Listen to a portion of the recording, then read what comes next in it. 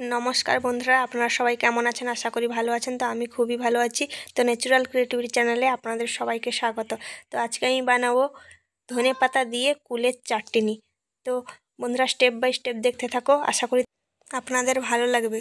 তো ফার্স্টে আমি ধনেপাতাগুলো নিয়ে আসলাম, ভালো করে ধুয়ে নিয়ে এসেছি। এগুলো গ্রাইন্ড করে নেব গ্রাইন্ডারের সাহায্যে। এখন কুলগুলো নিয়ে এসে ভালো করে ধুয়ে নেব। ধোয়া হয়ে গেছে, এখন একটা ছুরির সাহায্যে কেটে নেব। আমি সবগুলো এইভাবে কেটে নেব, এইভাবে রাখলেও হবে।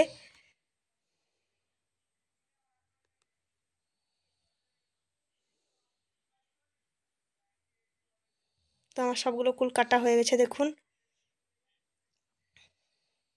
এইভাবে কেটে নিয়েছি। তো এখানে তেল গরম করে নিয়েছি, তার মধ্যে পেস্তা বাদাম ভেজে নেব।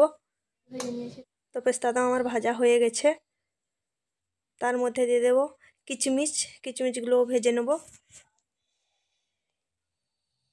তো কিচমিচগুলোও ভাজা হয়ে গেছে, এখন দিয়ে দিয়েছি এখানে সাদা তেল দিয়েছি বন্ধুরা।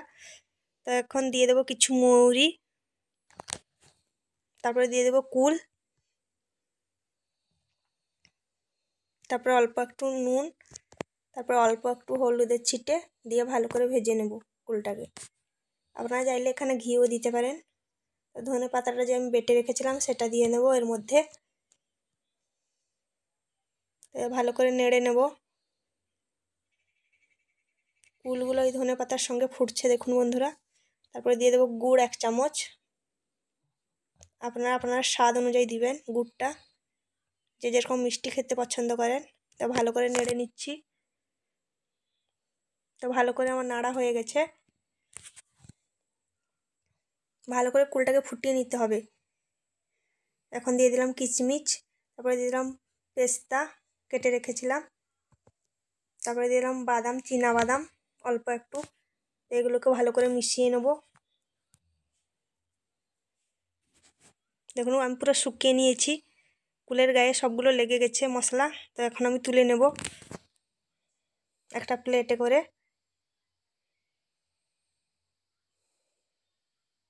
এটা খেতে কিন্তু অসাধারণ টেস্ট হয় বন্ধুরা, বাড়িতে একবার বানিয়ে খাবেন, আশা করি আপনাদের সবারই ভালো লাগবে।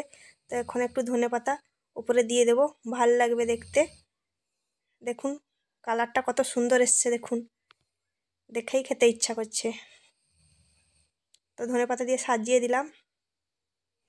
কুলের চাটনি আমার একেবারে রেডি। এইভাবে যদি চাটনি খেতে চান তো বাড়িয়ে এইভাবে চাটনি বানাবেন, খুবই আপনাদের ভালো লাগবে।